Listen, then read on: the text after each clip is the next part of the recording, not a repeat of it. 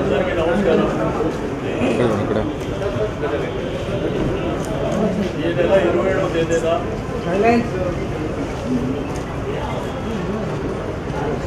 భారత రాష్ట్ర సమితి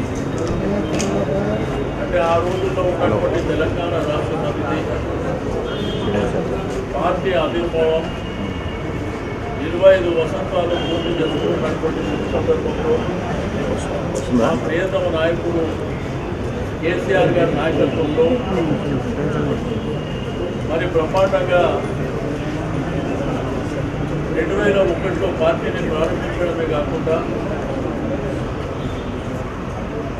13-14 సంవత్సరాలలో తెలంగాణ సాధించడమే కాకుండా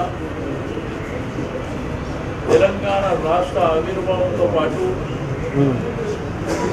మరి ఒక ఉద్యమ నాయకుడే రాష్ట్రానికి ముఖ్యమంత్రి కావడం, 10 సంవత్సరాల పరిపాలన ఈ దేశానికి ఆదర్శంగా రైతులు కానీ, యువకులు కానీ, మహిళలు కానీ, నిరుద్యోగులు కానీ మన గ్రామీణ ప్రాంతంలో నీళ్లు, కరెంటు లేకుండా సుమారు 65 సంవత్సరాలు ఇబ్బంది పడిన వాళ్లకు కేసీఆర్ గారి నాయకత్వం వారికి ఉన్నటువంటి విజన్ అనేది ఏదో ఆ 10 సంవత్సరాల స్వర్ణయుగాన్ని ప్రజలు చూశారు.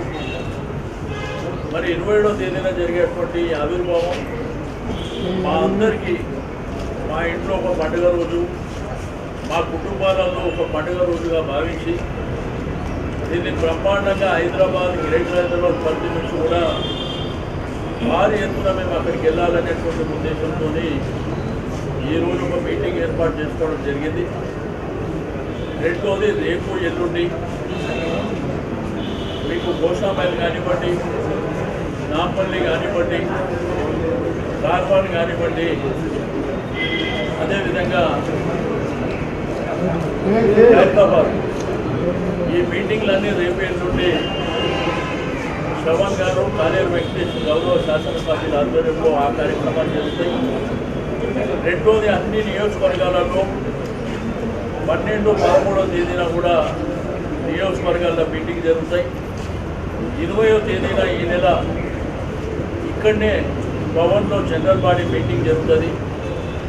మరి ఆ తర్వాత 27వ తారీఖున ప్రతి డివిజన్లో కూడా జెండా ఆవిష్కరణ కార్యక్రమం చేపట్టడం, బ్రహ్మాండంగా అలంకరణ చేసుకోవడం, బంటింగ్లు కానీ, బ్యానర్లు కానీ కార్యకర్తల్ని సమన్వయం చేసుకొని మరి చలో వరంగల్ మహాసభకు మరి బయలుదేరి వెళ్ళడానికి మేము రూపకల్పన చేయడం జరిగింది.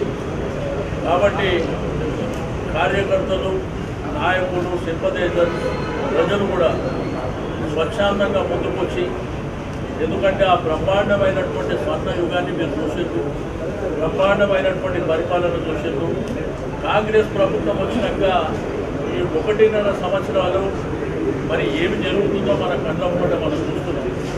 ప్రజలు ఎట్లా ఇబ్బంది పడుతున్నారు, రైతాంగం ఎట్లా ఇబ్బంది పడుతున్నారు, విద్యార్థులు ఏ విధంగా ఇబ్బంది పడుతున్నారు, మహిళలు ఏ విధంగా ఇబ్బంది పడుతున్నారు, మరి అదేవిధంగా ప్రభుత్వ ఉద్యోగులు కూడా ఎట్లా ఇబ్బంది పడుతున్నారో మనం చూస్తూ ఉన్నాం. కాబట్టి మనందరం కేసీఆర్ గారికి సంఘీభావం తెలపడానికి మరి అందరూ కూడా ముందుకు రావాల్సినటువంటి అవసరం ఉన్నదని చెప్పి నేను ఈ సందర్భంగా తెలియజేస్తా ఉన్నాను. ఓకే.